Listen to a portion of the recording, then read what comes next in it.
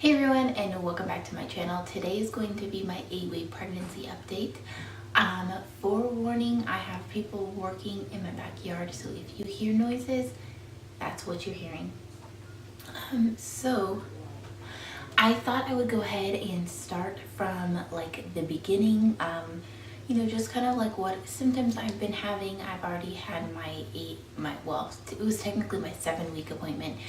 So I've already had my first ultrasound, which I have here, and I'll show you guys in a minute. But basically, I just wanted to come on and update you guys on how I've been feeling. Today is like one of the only days where I've been feeling good. Sorry, my leg is itching. I am wearing a blanket right now because I'm freezing. My kids are also in the living room. This is an impromptu video because I just need to get this done for you guys because I've been promising this since my 7-week ultrasound.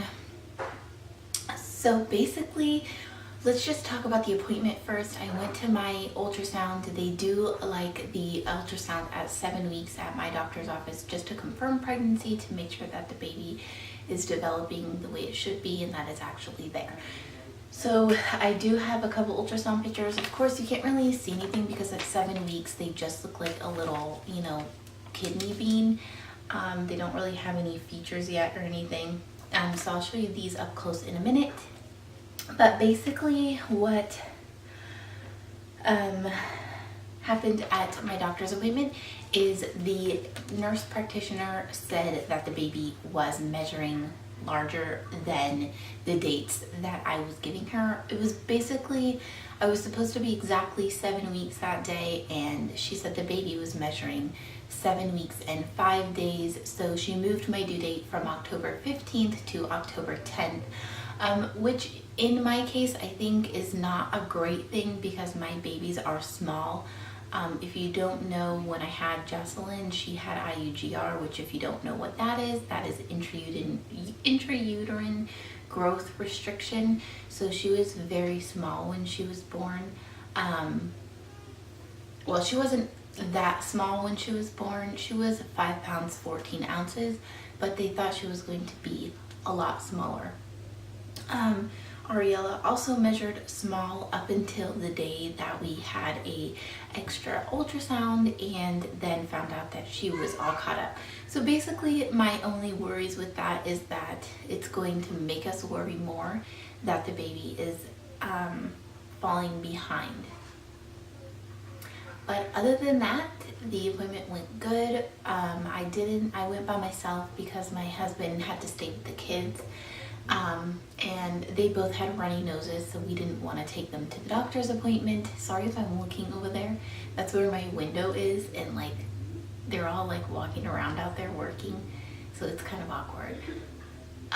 But basically baby is good and healthy and apparently a little bit larger, although that usually happens to me in the beginning. I've never had a doctor actually move my due date though, but hopefully once I do my 12-week ultrasound, if the baby's fallen behind, then we'll be able to move the due date back. It's not that big of a deal.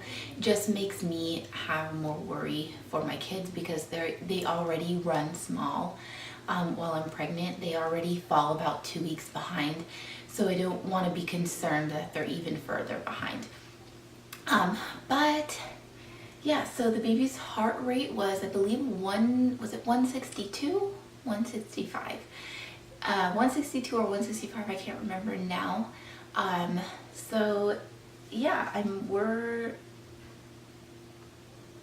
baby is definitely healthy, and I am definitely progressing with all of my symptoms.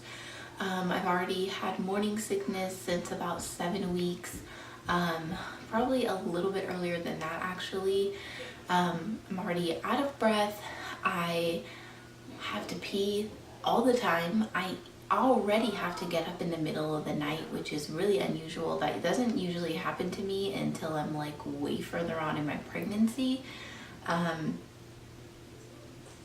So I've also been wearing these things. If you follow me on Instagram, these are like the C-bands, like for motion sickness. I just recently took them off, like, I don't know, 30 minutes ago, because leaving them on really long, they have this ball on the inside that looks like this. and this pushes on your pressure point. So after a while, it starts to feel like a little bit bruised in that area. So I do remove them and put them back when I'm not feeling so good. So these I do feel like they have been helping a little bit, but it's kind of like I have to take them off and put them back on and take them off and put them back on. So yeah, let me go ahead and grab my phone because I have all my symptoms written down. Okay, so basically I wrote down like all my symptoms from the very beginning. I was having like a lot of weird symptoms. I did do a how I knew I was pregnant video, or how I should have known. So that'll be up before this. So I don't remember, because that was like a week and a half ago that I filmed that video. I don't really remember what I talked about in there. So I'll just go ahead and mention all the symptoms. In the beginning, I was having really weird dreams. Like just really weird, vivid, creepy dreams, which I did have in my pregnancy with Ariella as well. Yeah, lots of peeing, like I already said. The main thing that I'm dealing with right now is just nothing sounds good to eat. Like, it's really difficult, because if you've been pregnant, then you know that if you don't eat, you get really nauseous, and nothing sounds good until something sounds good. Like, until one thing sounds good, and then I have to have that one thing. So it's been really rough trying to stay like not nauseous when I can't like eat everything I want to eat, or just be able to eat anything, you know, anything at all. Basically I'm living off a bunch of carbs right now, so that's really difficult, because I really wanted to watch my weight gain this pregnancy, and makes it really difficult when the only thing I can eat right now is carbs, like bread and pasta, and you know, just stuff like that. So it's not that big of a deal, but it's not the way I wanted to start this pregnancy off. But you know, things don't always go as planned, especially during pregnancy. Another main symptom that I have, that I've had every pregnancy, is I get low-grade fevers. They usually happen at night. I do have one today during the day, which is why I have my blanket, because I'm really cold. But I just tend to run warmer in pregnancy, especially like for the first trimester. I get low-grade fevers of like up to 100.5. So I just feel really cold all the time, and it makes me feel really yucky, because like you're nauseous and you have a fever, you're really cold. It kind of just feels like the flu. Like, it doesn't feel good, you know, and I don't feel good at all. My next main symptom that I have had every pregnancy is extreme fatigue. I deal with it usually really bad, along with my nausea, in the first trimester, and then it eases up a little bit, but not usually till around 15 weeks. My fatigue gets really, really bad. I'm talking like debilitating fatigue, like just laying in bed all day, because I literally don't have the energy to like hold my arms up.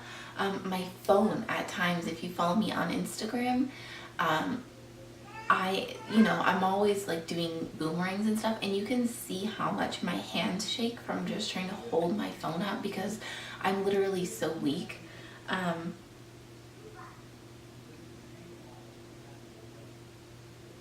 So I was having some pain in my C-section scar on one side. If you're new here, both of my daughters have been born via C-section. I talked about it a little bit on Instagram, I think. But basically, because of Jocelyn's IUGR, the doctor thought my placenta was giving out. So at 37 weeks exactly, they took her out via C-section. And then when we moved here to Oregon, while I was pregnant with Ariella, I found out that the doctors around here in the town that I live in, they don't do VBACs. And they don't do like major emergency surgery. Like, they're not prepared for a VBAC. I don't know why. I don't understand the full reasoning. All I know is the doctors won't do it. So with Ariella, I had another C-section, which honestly is what I wanted, only because that's the experience that I had been through, and I honestly would be extremely scared to do a VBAC. There was a big amount of time between Ariella and Jocelyn, because Jocelyn is 7 and Ariella will be 2 on March 19th. So there was a lot, you know, a good amount of years for me to heal, whereas this time Ariella's just about to be 2 and I'm already pregnant and I'll be giving birth in October. Worries me a little bit more this time around, just through my pregnancy and everything. But yeah, I think everything will be okay. I don't have to do a VBAC, so that makes me happy. I just stick with my C-section, and you know, yeah, that's it.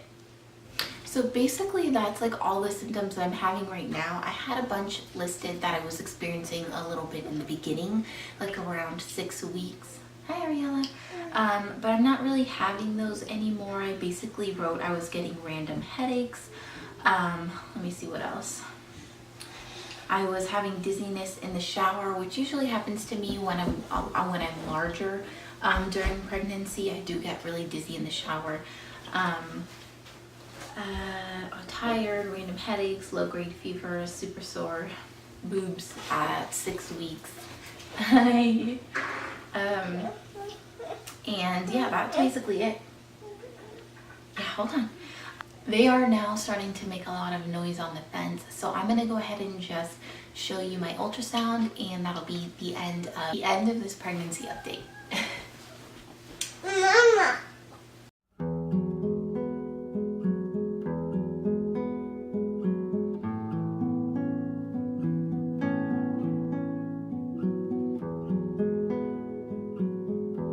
So that's basically it. I hope you enjoyed this pregnancy update. Sorry it was all over the place, between the noises out there and the kids in there and me just not feeling good. I just wanted to get this done and up for you guys.